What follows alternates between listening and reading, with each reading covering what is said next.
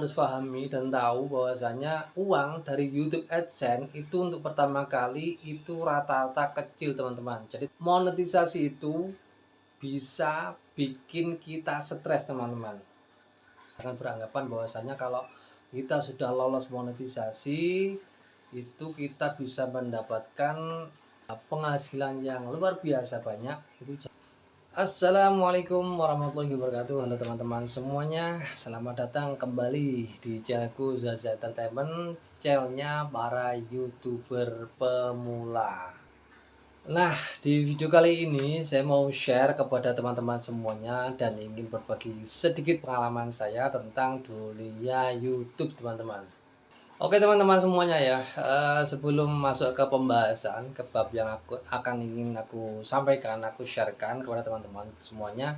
Di sini saya mau sedikit bercerita ya tentang pengalaman saya di dunia YouTube teman-teman. Nah, ketika aku awal-awal konten dan ingin kejar monetisasi, hal yang sering aku lakukan adalah melihat dashboard YouTube Studio, melihat views, melihat jam tayang, dan itu seolah-olah menjadi kebiasaan rutin saya ketika upload video teman-teman. Dan ini mungkin juga terjadi sama teman-teman semuanya yang baru memulai konten atau yang baru memulai membuat video di YouTube teman-teman. Kalau memang ya silakan bisa komen di bawah. Kegiatan seperti itu hanya sekedar ya, hanya sekedar untuk memastikan bahwasanya berapa sih subscribe-ku, berapa sih viewsku, berapa sih jumlah tayanganku, hanya cuma sebentar, hanya cuma sekedar itu saja teman-teman.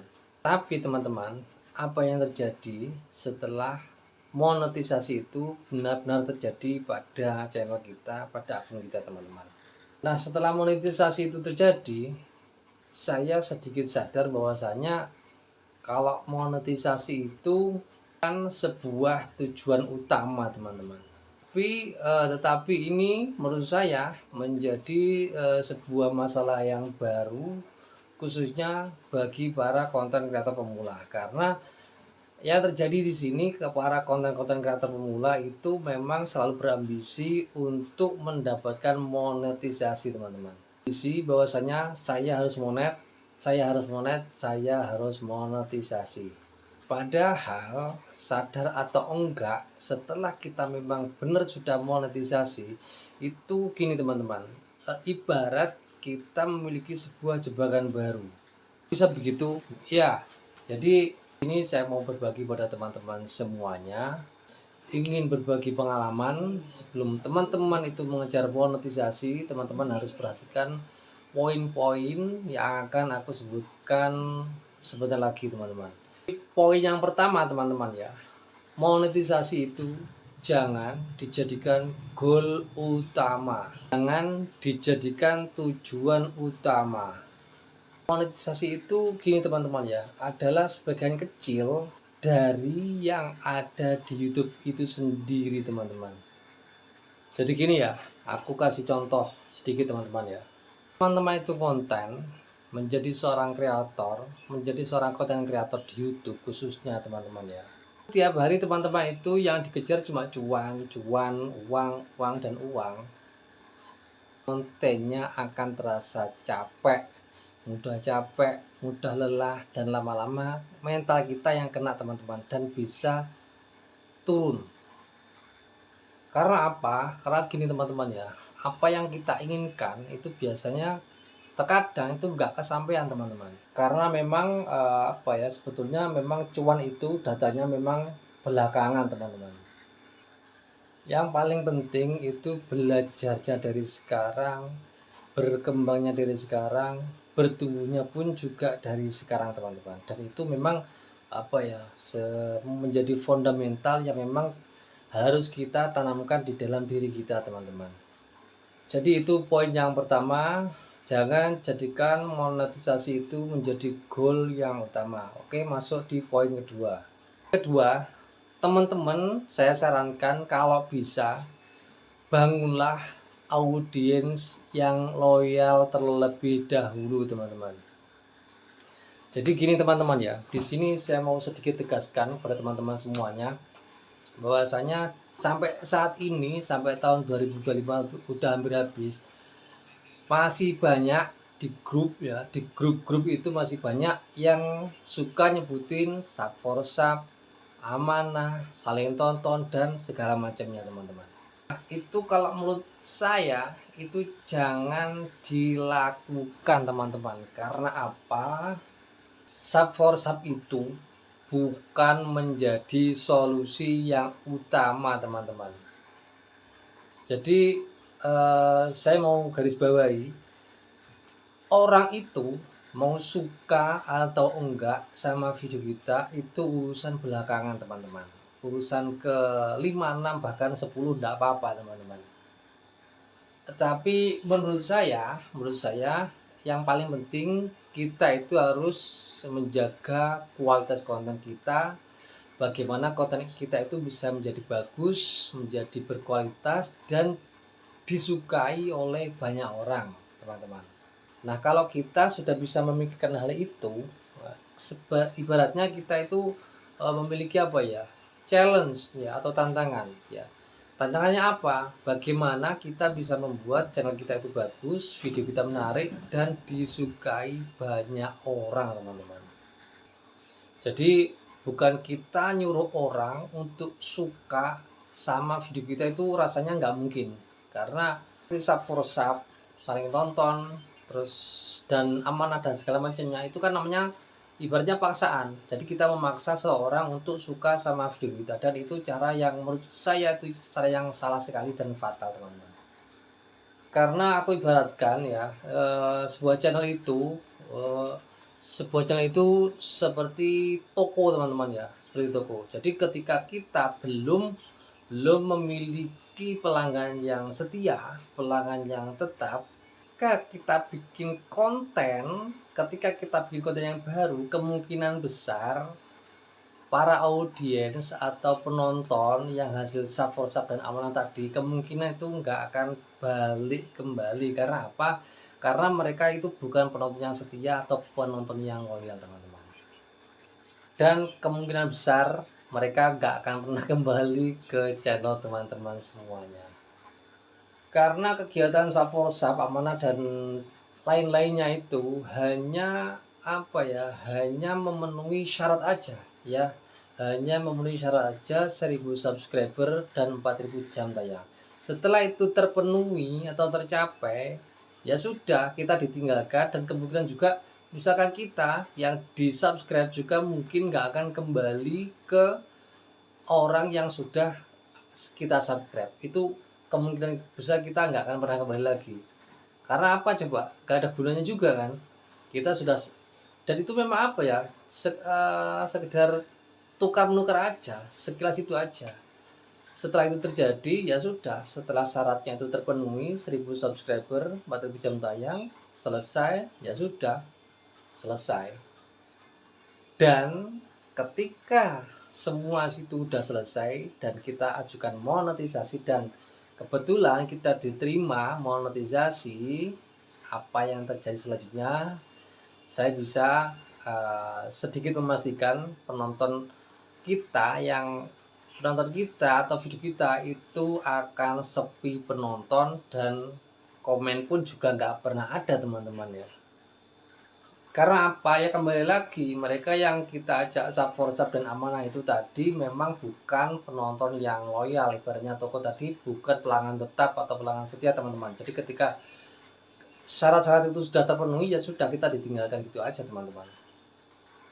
Karena memang sebenarnya mereka itu kan ibaratnya sedikit kita paksa untuk suka sama konten kita, padahal mereka kan juga belum tentu juga suka dengan konten kita teman-teman. Makanya sekali lagi saya sarankan banget pada teman-teman semuanya atau yang masih baru memulai konten, hindarilah hal-hal semacam itu teman-teman. Karena itu apa ya, akan merugikan diri kita sendiri dan pengaruhnya nanti sama channel kita sendiri teman-teman. Jadi poin yang kedua, bangunlah audiens atau penonton yang loyal teman-teman. Oke, lanjut di poin ketiga teman-teman.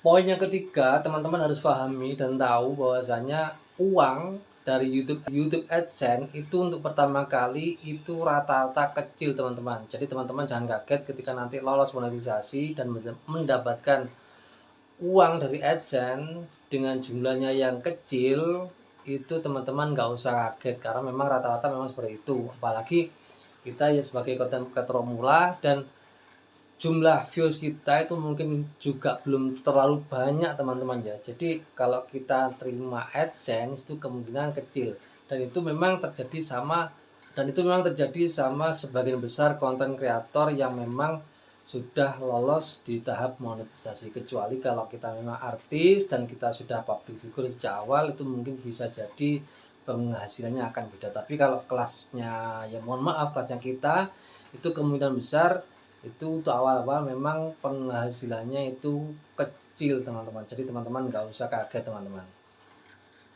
Oke, masuk poin yang keempat. Monetisasi itu bisa bikin kita stres teman-teman. Karena apa? Sekarang gini teman-teman, channel yang sudah kita bangun monetisasi, tiba-tiba viewsnya itu turun, otomatis untuk penghasilan juga ikut turun teman-teman. Aku mau sedikit mengingatkan atau saya tekankan pada teman-teman semuanya, jangan beranggapan bahwasanya kalau kita sudah lolos monetisasi itu kita bisa mendapatkan penghasilan yang luar biasa banyak. Itu jangan dibuang dulu lah, pikiran seperti itu dibuang dulu, karena memang faktanya kalau kita sudah lolos monetisasi itu memang penghasilan rata-rata itu sangat kecil sekali teman-teman. Dan mungkin teman-teman juga pernah merasakan hal-hal semacam itu.